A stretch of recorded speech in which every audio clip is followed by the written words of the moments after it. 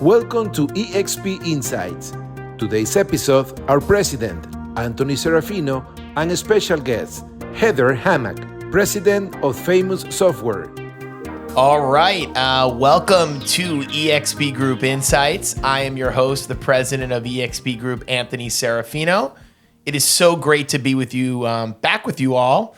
And we have a special guest today coming all the way from Fresno, California. That's right. The president of Famous Software, Heather Hammack, is with us here at a headquarters in North Bergen, New Jersey. And Heather, you are our first outside EXP Group guest. So there's no better person that we would love to have on the podcast. And of course, Heather Hammack has been president of Famous Software for a good amount of time now. 10 years. 10 years. Same amount of time that I've been at EXP Group, 10 years. Heather, welcome to the show. Thank you for having me. I feel honored. You should feel honored because Famous has been so pivotal in the growth of our organization. And I think with IFPA, International Fresh Produce Association, Fresh Summit, the show coming up as well, the Produce and Floral Show. I still call it Fresh Summit, right? Everyone calls it PMA Fresh Summit. Sorry, IFPA.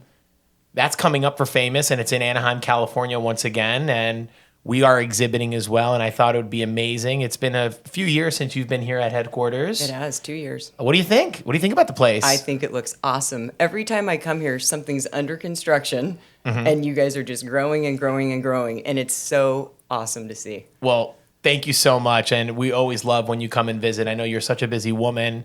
We've had your team here, your team members are here, your account representatives have been with us, and business development in terms of software engineering. The whole team has been here throughout the year. So it's great anytime you come and join us and visit what we're building here, Heather. So thank you for allocating some of the time. But more importantly, I was mentioning IFPA is coming up, and there's so much we want to kind of talk about, whether what's going on with Famous, an exciting sales app being launched. I know we are prevalent users of your software, and it's been so instrumental in our growth. Tell us what's cooking up with Famous. A lot of good stuff, right? There's a lot of good stuff going on. We have 5 product lines now. And so it's not just ERP. It's also about moving data with B2B platform, Famous Integration Services. So a lot going on there. Business intelligence, which I know you're a big user of. I am. I do love BI. Shout out BI. Yep. Warehouse management and helping to make better decisions in the warehouse with directed put away and cycle counts and all sorts of enterprise types of features there.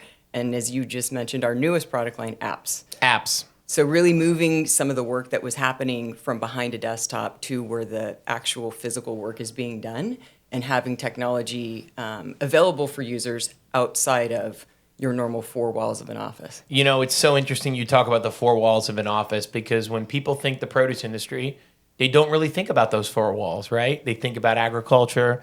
They think about the supply chain of what goes into bringing farm literally to table. And I think there's so much that goes behind the scenes with Famous Software, and just let alone an ERP and a technology solution that allows us to really reimagine how we operate our businesses within those 4 walls. And I think that's something important to talk about. Now, you mentioned the sales app. It's the newest feature of the 4 or 5 lines you have now. I'm used to the 4, forgive me. Talk a little bit about the development of the sales app. I always joked, I said Famous has kind of missed the boat a little bit with sales and the app side. But one thing I love about this industry is it's really all based on beta testing, technology, and more importantly, it's based on customer feedback. Without a doubt. We don't build something and hope you need it. It's really based on your feedback and what you believe you need at your organization and how we can use technology to help you get there. So we did have a sales app. Yep. But if you have it, delete it, because there's a brand new one. There's a brand new one. Let's talk about the first sales app that you launched. Let's not talk about the first but how many years ago was that? It was probably 8 or 9 years ago. And Crazy. Quite honestly, it was the first app that we built. And so we knew going into it that it was going to be a learning process, and we were going to rewrite it at some point. And so we knew that it wasn't going to be all the things that customers needed. But we thought that there would be some value there. But ultimately, salespeople need to do more things than what that first app was capable of doing. I know you're very hesitant in bringing it up, but I think the journey of the sales app is worth talking about. Yeah. Because I think perseverance in any type of technology development is like integral. So the way I look at it is we can maybe not talk about it, but I think the sales app wouldn't be what it is today without the hard work and ground roots and grassroots work that was done on that first app, no? Without a doubt. And the customer feedback that we gained through that experience ultimately led us to a better solution with the new sales app, because it's what salespeople need. And getting that direct feedback from dozens of customers helps us develop the best solution that we can for our users. I'll tell you something about the old sales app. I know Heather doesn't really want to talk about it, but it really didn't do much other than look on what you have sold, right? So realizing that the industry, it's more mobile than ever now. Technology is leading the charge, right? People are shipping remotely. People are placing orders remotely. They're checking quality control remotely. So you mentioned the confines of the four walls of the office. There's so much more happening, and bridging the gap between all of those different lines of business that Famous has and delivering for their clientele has to remain on the forefront, no? Without a doubt. And recognizing that the produce industry is a 24/7 business. Tell me about it. And that products being received, sold, and shipped regardless of what time of day. And the thought process being, if a salesperson is out to dinner with their family and a customer calls and they need to make a change on the fly, being able to get their phone out, make that change, and have it all seamlessly work and provide customers the service that they need is where we fit that gap. I'll tell you this, Heather, and you mentioned something so interesting about being on the fly. I think we learned a lot about the mobility of our industry, I think really during the coronavirus pandemic, right? Crazy that was over 5 years ago now, but we really learned about how essential we were, providing technology solutions that enabled us how to really go forward with that essential work that we were entrusted to provide to all of our communities. But mobility, I think, was the key thing for us, was being mobile, was being urgent, but more importantly, having the thought process that realizing that if you can understand that there's a mobility and a 24-hour implication to our business, and then you can deliver on that level for clientele, I think it's an important thing to think about. I agree. And it's interesting that you bring up COVID, because one of the things that we developed during COVID as part of our warehouse management suite is the truck check-in app, because customers didn't want truck drivers coming into the shipping office anymore. So being able to do things like that remotely, first of all, it saves time, but also just that remote nature of it worked well. So let's kind of grind down a little bit on that. So you mentioned that the remote check-in for these truckers coming in. Do clients still use that feature to this day? So that is something that we went toward during the coronavirus pandemic that we didn't really revert back to because it was more efficient. So certain times you have to really move and shake really in technology to really be disruptive. Yeah. And I think disruptive technology is super important, and Famous really is leading that way. Yeah, and I think ultimately what happened is the efficiency gains that customers saw by using that app, it made sense outside of COVID as well. So it just is a better way to use technology. It's a more efficient workforce, and we're seeing that. And I think we always want to drive an efficient workforce as well. So let's kind of revert back a little bit, because I could talk about Famous all day about... Me too. Yeah, I know. Yes, right. Where the company was when you started to where the company is now. Well, I think, so I started at Famous 26 years ago. We're actually celebrating our 50th year this year as a company, so we'll be celebrating at IFPA. Super exciting. I don't know if you log into into Famous ERP, it says Famous 50 right there. So you're reminded every day when you log in. So happy anniversary, happy birthday. Tell me about that. Yeah, so I started 26 years ago, and I was a salesperson for Famous, and had a kind of small geography in California. But as anybody who's been in the industry has seen, through merger and acquisition and consolidation, the produce industry has changed a lot. So I use the example of, in my territory, I had 65 stone fruit grower packer shippers. Now there are 6 that matter. And so as you see retailers consolidate, we see the supply chain consolidate as well, and merger and acquisition, and a lot of private equity as well. So the industry has changed a lot in 25 years. Crazy that it's changed a lot. And we're seeing a lot of M&A activity this year. And really that's been the precursor, right? I think, again, I bring back the coronavirus pandemic era. We saw how essential this line of business was. And maybe there was a miss in terms of Wall Street and a miss in terms of PE, private equity, and even venture, realizing maybe this is actually a pretty damn good investment to get into companies like this that are a consumer staple, that are S&P and technology driven, right? And you mix those two things together and really provide a technology solution like Famous to bridge that gap of a growing investment. Absolutely. Yeah, produce is essential. Produce is essential, and we love that. So For 50 years, right? Famous is 50 years. So much has happened in that 50 years. Yeah. You've been there for half the time. For half the time. And so when I started, we had one product line, which was what you know as ERP today. Yep. And that satisfied the industry at that point in time. But a lot has changed in those 26 years. Tell me about it. A lot of EDI transactions, right? A lot of data moving electronically versus paper invoices and POs that you don't see as much anymore. Warehouse management was not a product line. Apps obviously wasn't a product line. BI was not a product line. I mean, I don't even think I had a cell phone when I started working at Crazy. Famous. I know. Crazy. And you just see the development of technology within those 50 years. You've been there for a little over a silver anniversary, right? Over the 25 years of that has happened as well. But Heather, we can talk about really where Famous is going and where Famous is today. And you mentioned IFPA. We're excited to be in Anaheim, California, but let's talk about what's on deck for Famous there. So what's on deck? A lot. One of the things that we are always mindful of is what's happening in the produce industry, and obviously the Food Safety Modernization Act is a big deal. We feel like as somebody that services this industry that it is our responsibility to provide solutions to customers. And we also believe that that data needs to move electronically. And so we're doing a lot of work on moving data through the supply chain in totality, not just from a Famous customer to a retailer, but backing it up multiple steps of the entire supply chain and traceability and food safety through that. So that's a big thing. Yep. Regulation is always a big thing. And then, of course, when Walmart asks for something, obviously we have to deliver. So, you got to listen. Yeah, so there's legislatively what's happening, and then of course there's what Walmart, Costco, et cetera want. Yep. So we have to satisfy both of those requirements. So regulation and what happens in produce is something that we always have to be responsive to. But then how can we also use technology to help our customers make better decisions and gain efficiency throughout their entire process? So. I just want to harp on something you just said there. You said use technology to help your clients make better decisions. How are you doing that? So a lot of it is in the warehouse. We've built quite a few enterprise features of making sure product is being put away in the right place, product is being picked correctly. What is the QC score for this particular pallet? Does it meet the shipping spec for that customer outbound? And making sure that that decision making is sound. And that we're helping you put the right product on the right truck going to the right customer. And so using data and technology and helping customers make better decisions is something we're really focused on. And I think it's the right place to be focused on because I remember when quality control, that application was launched, right?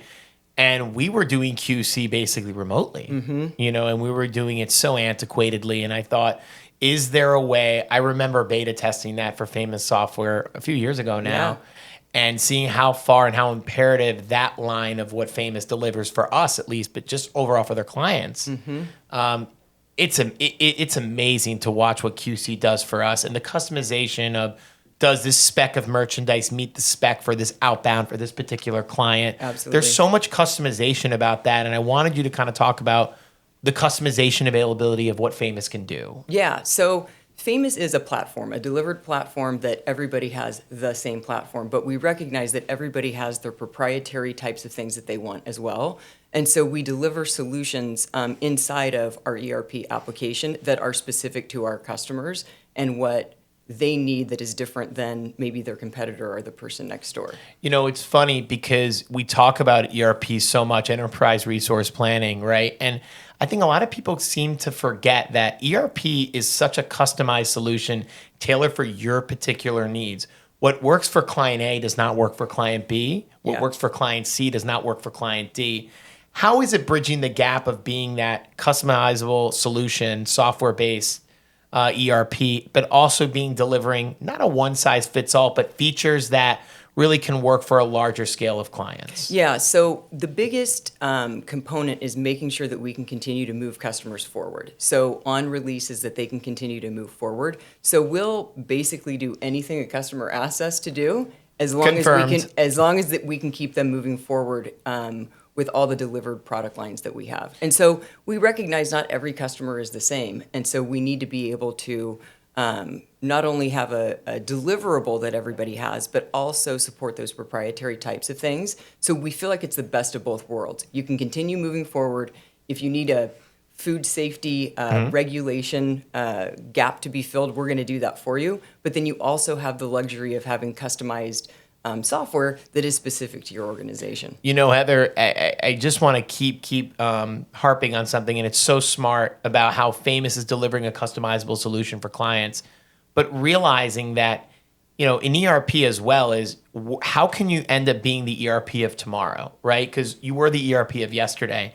Same thing that we tell our clients here and our team members here at Exp Group, how can we be the company of tomorrow? Right. And I think bridging Famous to also be that company of tomorrow.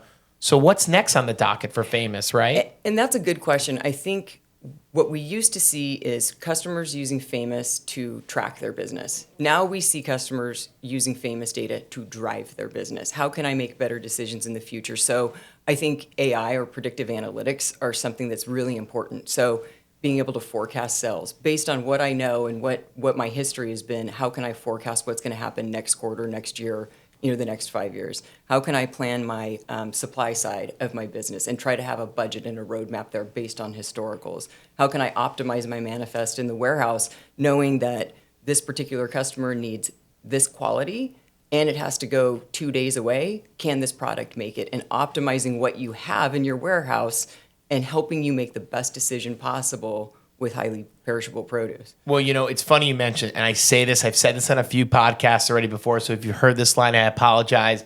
You know, I love wine, but we're not selling wine. Right. Our stuff gets worse with age, not better. So being predictive, understanding what the analytics are behind those decisions that we can drive the best decisions forward for our organization is more key than ever. But I also want to say something as well that you mentioned artificial intelligence, and you mentioned AI, and you mentioned predictive analytics. And I think that's where business intelligence comes in. Where is AI coming into Famous? Where are predictive analytics coming in? Because I think it's such a key tool for business owners and executives and even salespeople to understand what they're selling, what buyers need to purchase, what they need to sell, and this is the volume we need. What's coming up in the predictive side of the business for Famous? Are we seeing that type of development happening in R&D? Tell us more about it. Absolutely. I think ultimately it comes down to making better decisions. And how can we help customers make better decisions based on the data that we have and we know, whether that's looking forward with sales forecasting, which I think is a big component of that, but also what do I need to buy to fulfill the contracts that I might have, right? So really filling all of those kind of gaps that you might have where you don't want to run a report to try to figure out what I need to buy. Let us tell you. And so those are things that we're really focused on. And then internally, we use AI as we develop software. So we're using a lot of different tools internally to help us be as efficient as we can be so that ultimately we can deliver more to customers faster. I think artificial intelligence now is used to be a sexy buzzword, but now we're seeing businesses and organizations and leaders of these organizations really take this data that is being given to us that we are collecting throughout our organizational practices. How can we better deliver for clients with this data that we're gathering, right? Can artificial intelligence help us tell the story? There's no doubt about it that it's a key spot for Famous to help us tell that story. Right. So I think I've been a big clamor of artificial intelligence, and I think it's super important how we're harnessing it. I know a lot of people are a little bit nervous about job market, economy. Is artificial intelligence going to be taking away from some jobs? I would argue that it's going to help us be more efficient. I think it's complementary. Yeah, and I think so as well. And you and I both agree with that, how they're both so complementary. And we look at that and it's how can Famous help our business be complementary as well? Business intelligence is a big thing as well, and I will always plug that down. How is the BI landscape looking like as well? It's been really great. And I think... Shout out to Christina. Yeah. Business intelligence initially was about visualizing data, right? And the story that you see through graphs and charts are different than rows and columns of data. So that's the first thing. But also using what we have with an operational data warehouse, which means it's 3 to 5 minutes delayed from your ERP, of conditional alerts, right? How can we see what's happening in the Famous database and have an actionable item based on that condition, that business requirement that EXP might have, and setting that up and alerting somebody so that you're making sure your business is running as optimally as possible. I think that is the key thing, because I think business optimization is now the forefront of being the BI of tomorrow versus I think the BI of yesterday was a straight up visualization of data.